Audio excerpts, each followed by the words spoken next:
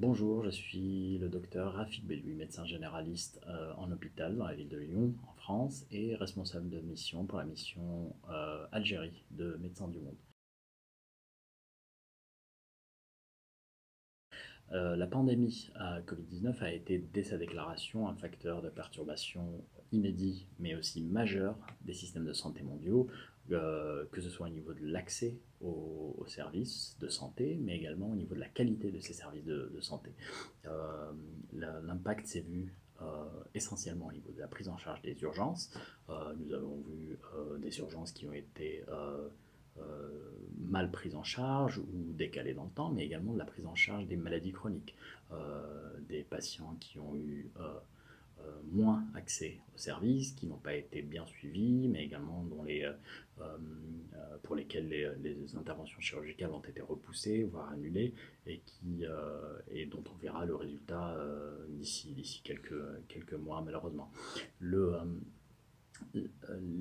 L'impact sur la prise en charge des maladies chroniques pourrait être apparenté à l'impact qu'aurait par exemple une guerre ou des déplacements de population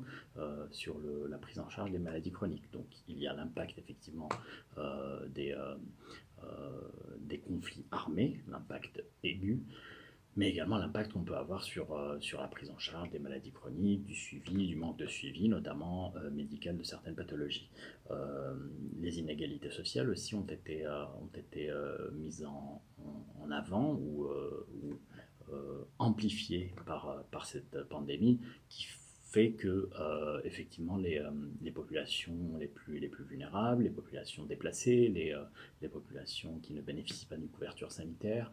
mais également les populations migrantes se retrouvent moins couvertes et encore moins couvertes à cause de la pandémie et à cause du confinement. Le confinement en soi a eu également un impact sur la santé mentale des populations. Nous l'avons beaucoup aperçu, notamment chez les patients qui sont hospitalisés, que ce soit dans les services de gériatrie, mais dans des services de cancérologie ou également en maternité, où les patients et les patientes qui sont habituellement entourés par les familles, entourés par des aides, se retrouvent isolés, se retrouvent seuls. Et on le voit sur leur santé mentale, sur la qualité de leur récupération notamment, qui est généralement faite en collaboration avec les familles, avec l'entourage, mais qui là doit être faite uniquement grâce à l'appui des services de santé. Euh, pour parler des populations les plus vulnérables, moi je parlerai des populations migrantes qui se retrouvent également isolées. Je prends l'exemple des populations migrantes subsahariennes que nous avons en Algérie et dans les pays d'Afrique du Nord notamment, qui non seulement avaient très peu accès aux services de soins avant la pandémie, mais qui se retrouvent encore plus isolés à cause de la pandémie, voire stigmatisés euh, à cause de cette xénophobie et qui se mélange un petit peu à une sorte de phobie de l'épidémie et donc qui pourrait aussi avoir un impact sur leur accès aux soins. Euh, Ici en France, c'est essentiellement les populations qui n'ont pas de couverture médicale, les populations qui n'ont pas de mutuelle ou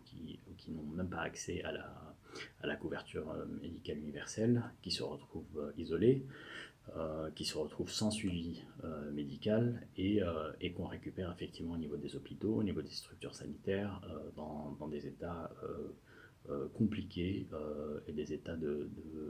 maladie avancés. Voilà, c'est les éléments qui sont les plus importants à apporter. Il faudra refaire une évaluation de nos capacités à répondre à ce type de pandémie, que ce soit au niveau des pays, mais également au niveau global. Quel est le rôle euh, d'organismes comme l'OMS, l'Organisation mondiale de la santé, dans la coordination des différentes interventions, des différentes initiatives. Effectivement, la dépendance de l'OMS vis-à-vis des financements, tels que les financements gouvernementaux, mais également des financements privés sur le développement des mesures de prévention, des mesures de prise en charge aussi des pathologies, des différentes pathologies, pas uniquement du Covid, et, euh, et également de notre capacité, les capacités humaines, mais financières également, à répondre à ce type de pandémie. Voilà.